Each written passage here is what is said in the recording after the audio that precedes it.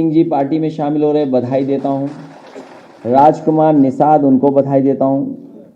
हंसराज कोल जो राष्ट्रीय अध्यक्ष हैं, उन्होंने समाजवादी पार्टी का समर्थन किया है, साथ ही साथ अपने समाज की लड़ाई लड़ रहे हैं।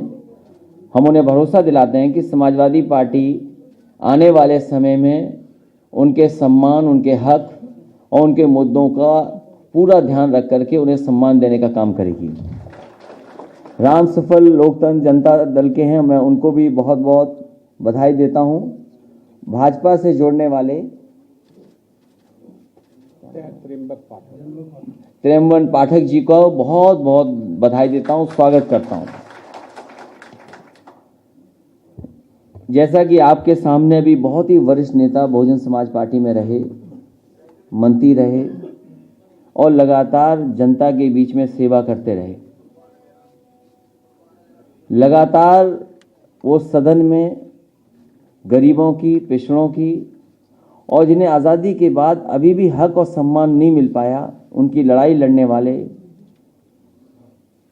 लालजी वर्मा जी और राम अचल राजभर जी, इनका सहयोग और समर्थन मिला है। और 7 तारीख को अंबेडकर नगर में अपनी जनता के बीच में समाजवादी पार्टी में शामिल हो रहे हैं, इसलिए मैं इन सब नेताओं का बहुत बहुत धन्यवाद और बहुत बहुत स्वागत करता हूं। लगातार समाजवादी पार्टी का प्रयास होगा कि जनता के बीच में जाएं और समाजवादी पार्टी से और विचारधारा से जो जुड़ना चाहता है उसे लगातार जोड़ते रहें। समाजवादी पार्टी जहां डॉक्टर राम मनोहर लोहिया के सिद्धांतों पर चल रही है, वहीं डॉक्टर भीमराव अंबेडकर जी का भी सिद्धांत को अपनाते हुए इन दोनों महान लोगों को और उनके विचारों को साथ लेकर के लगातार समाजवादी पार्टी जनता को एक नई दिशा में ले जाकर के और उत्तर प्रदेश को कैसे विकास के रास्ते पे ले जाए, उसके लिए लगातार समाजवादी पार्टी प्रयास करती रहेगी। मुझे खुशी है इस बात की कि प्रदेश की जनता समाजवादी पार्टी की तरफ देख रही है और जिस तरीके से महंगाई बढ़ी है, जिस तरीके से बेरोजगारी बढ़ी है और जिस तरीके से सपने दिखाए गए और आज 4.5 साल से ज्यादा समय हो गया है, जो घोषणा पत्र जनता के बीच में रखा था वो अभी भी पूरा नहीं हुआ है। आज जब धान की फसल खड़ी है खेतों में, पूरे उत्तर प्रदेश के किसान को किसी को भी धान की कीमत नहीं मिल रही है। ये वही भारतीय जनता पार्टी की सरकार है जो किसानों को भरोसा दिला रही थी कि सरकार बन जाएगी, भारतीय जनता पार्टी के सरकार में उनकी आय दोगुनी हो जाएगी। आज वही किसान जानना चाहता है क्या धान की उसे कीमत मिल पाएगी कि नहीं मिल पाएगी, और मजबूरी में किसान को अपना धान जलाना पड़ रहा है। कोई पूछने वाला नहीं किसान को। और इधर जो बारिश आई जिसकी वजह से बड़े पैमाने पे फसलों का नुकसान हुआ, आलू का नुकसान हो गया, धान का नुकसान हो गया और खेतों में जो फसलें थी उनका नुकसान हुआ। भारतीय जनता पार्टी की सरकार उन किसानों की मदद करने के लिए आगे नहीं आ रही और एक भी किसान की अभी तक मदद नहीं की गई। कई किसानों का पूरी की पूरी फसल चौपट हो गई। इन किसानों की आय दोगुनी होना तो दूर, लेकिन जिस तरीके से महंगाई बढ़ी है, डीजल, पेट्रोल, जरूरत की चीजों के पेस्टिसाइड, इंसेक्टिसाइड, ये सरकार उसके लिए कुछ नहीं कर रही और सरकार के पास कोई जवाब ही नहीं है। भारतीय जनता पार्टी के बड़े से बड़े नेताओं के भाषण सुने तो उन्हें लगता है कि महंगाई है ही नहीं, डीजल पेट्रोल की महंगाई नहीं है। कभी वही भारतीय जनता पार्टी जो डॉलर की कीमत के लिए कहती थी कि डॉलर की कीमत कहां जा रही है, रुपया कहां गिरता जा रहा है, आज भारतीय जनता पार्टी बताए कि डॉलर की कीमत क्या होगी रुपए के सामने। जिस तरीके से पेट्रोल 100 के पार है, उसी तरह यूके का पाउंड भी 100 के पार चला गया। जो लोग आय दोगुनी कर रहे थे उन्होंने महंगाई दोगुनी कर दी। बड़े बड़े आयोजन हुए थे लखनऊ में, चाहे वो डिफेंस का हो आयोजन हो और चाहे इन्वेस्टमेंट मीट रही हो। आज उत्तर प्रदेश की जनता जानना चाहती है और खासकर नौजवान जानना चाहते हैं कि उन इन्वेस्टमेंट के बहाने कितनी नौकरी और कितने को रोजगार मिला है। बड़ी बड़ी संस्थाएं जो बाबा भीमराव अंबेडकर जी ने हक और सम्मान देने के लिए रास्ता खोला था, जब सरकारी कंपनियां खत्म हो जाएंगी, सरकारी नौकरियां नहीं होंगी, तो आखिरकार वो हक और सम्मान कहां मिलेगा। भारतीय जनता पार्टी लगातार चीजों को बेच रही है। एयरपोर्ट दिखाई दे जाएगा तो एयरपोर्ट बिक जाएगा, हवाई जहाज दिखाई देगा तो हवाई जहाज बेच दिए, पोर्ट बेच दिए, रेलवे स्टेशन की जमीनें बेच दी, ट्रेनें बिकने जा रही हैं। और फिर जो जो सपने दिखाए थे नौकरी के, रोजगार के, महंगाई कम करने के, इन्वेस्टमेंट के, वो आखिरकार कहां हैं। ये भारतीय जनता पार्टी कपट, धोखे, छल के दलदल में खिला रहे हैं झूठ का फूल। भारतीय जनता पार्टी ने 4.5 साल में कपट से, धोखे, छल के साथ साथ दलदल में खिलाया है झूठ का फूल। और कितना भ्रष्टाचार है। मंत्री मंत्री पे आरोप लगा रहे हैं, अधिकारी अधिकारी पे आरोप लगा रहे हैं।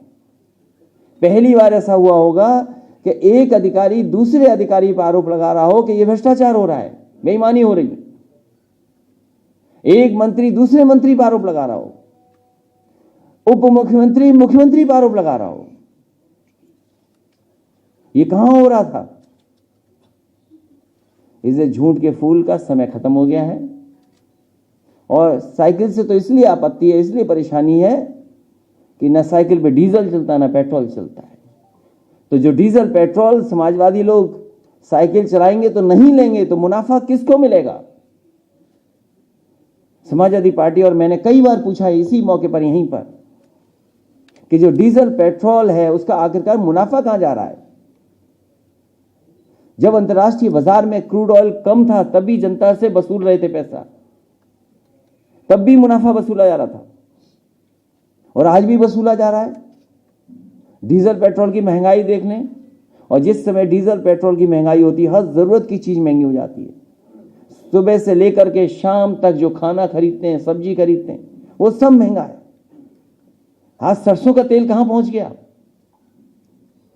सरसों के तेल के कीमत क्या है आज, उसके लिए जिम्मेदार कौन है। भारत सरकार से पूछा गया कि आखिरकार ये सस्ता क्यों नहीं है, कड़वा तेल सस्ता क्यों नहीं है। तो भारत सरकार में मंत्री कहते हैं कि सरसों के तेल में मिलावट नहीं हो पा रही इसलिए महंगा नहीं है। और जो आज अगर मीटिंग हो भी रहेगी तो हो सकता है सरसों के तेल की कीमत को गिराने के लिए मिलावट बढ़ा दे बीजेपी, कि सरसों के तेल में मिलावट हो, शुद्ध सरसों का तेल भी जनता को ना मिले, इसकी तैयारी भारतीय जनता पार्टी कर रही है। तो आज महंगाई है, बेरोजगारी है और लगातार लोगों के साथ अन्याय हुआ है। इतना अन्याय, इतना उत्पीड़न कभी नहीं हुआ होगा जितना भारतीय जनता पार्टी की सरकार में हुआ है। इसलिए झूठ के फूल खिलाए जा रहे हैं और झूठ के फूल खिलाएंगे ये लोग। जनता इस बार सावधान है और मुझे खुशी है जिस तरीके का समर्थन सहयोग मिल रहा है, जिस तरीके से दूसरे दलों के लोग आ रहे हैं। मुझे पूरा भरोसा है कि आने वाले समय में हो सकता है उत्तर प्रदेश की जनता 400 से ज्यादा सीटें जिता करके अगली सरकार बना दे।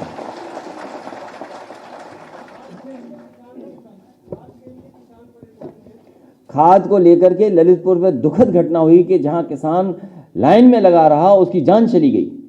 इस सरकार ने खाद खरीदने की कोई तैयारी नहीं की। जहां उत्तर प्रदेश सरकार, जो डबल इंजन की सरकार दिल्ली वाली सहयोग कर रही है, आखिरकार क्या वजह है कि किसान को डीएपी, किसान को खाद जब उसको जरूरत है तब नहीं मिल पा रहा है। और सरकार आखिर क्या क्या कर रही है। डीजल पेट्रोल महंगा कर दिया, खाद महंगी कर दी, डीएपी महंगी कर दी और खाद की बोरी से भी चोरी कर ली। प्रधानमंत्री मोदी आलू भी महंगा हो गया, दुगना रेट हो गया। आपकी सरकार में भ्रष्टाचार की साइकिल चलती थी, हम सुशासन ले रहे हैं। समाजवादी साइकिल को न पेट्रोल न डीजल की जरूरत है, न डीजल और पेट्रोल की जरूरत है। आखिरकार भारत सरकार ये बताए कि जो डीजल और पेट्रोल से मुनाफा कमाया जा रहा है, ये मुनाफा किसकी जेब में जा रहा है? क्योंकि साइकिल से आपत्ति यह है कि साइकिल जब चलेगी तो ना पेट्रोल ना डीजल, और जब पेट्रोल डीजल साइकिल नहीं खरीदेगी, नहीं पड़ेगा, तो मुनाफा नहीं मिलेगा उन्हें। और भ्रष्टाचार तो सोचिए, उप मुख्यमंत्री ने क्या मुख्यमंत्री के लिए चिट्ठी नहीं लिखी? क्या भ्रष्टाचार हुआ? क्या आईपीएस ने आईपीएस के लिए नहीं लिखा कि ट्रांसफर पोस्टिंग में पैसा लिया गया, उसकी जांच चल रही है? उप मुख्यमंत्री की लिखी हुई चिट्ठी, क्योंकि पिछड़े मुख्यमंत्री ने चिट्ठी लिखी थी, उसकी हो सकता है वो चिट्ठी कूड़ेदान में फेंक दी गई हो, क्योंकि एक पिछड़े जाति के उप मुख्यमंत्री ने कुछ जानकारी दी थी, कुछ जानकारी लेना चाहिए थी, आखिरकार उसकी जानकारी कहां है? तो सोचो, उप मुख्यमंत्री ने मुख्यमंत्री पर आरोप लगाए हों, वो चिट्ठी कहां है? आपको सार्वजनिक करनी चाहिए चिट्ठी। अगर ये सवाल आप पूछ रहे हो तो जिम्मेदारी आपकी भी बनती है कि वो उप मुख्यमंत्री की चिट्ठी मुख्यमंत्री के लिए लिखी गई, वो दिखाएं कहां है। और वो आईपीएस के ट्रांसफर को लेकर के जो भ्रष्टाचार हुआ था, उसकी जो जांच चल रही थी, उसकी रिपोर्ट कहां है? डिप्टी सीएम कह रहे हैं कि डीएमएसपी मैं मऊ जा रहा हूं।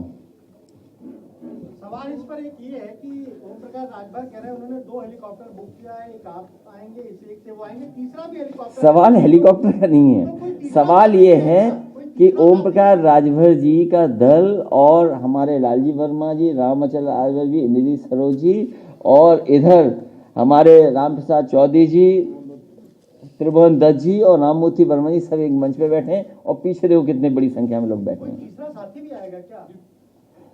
अब जब नेता ज्यादा हैं तो हेलीकॉप्टर में सीट कितनी होती हैं?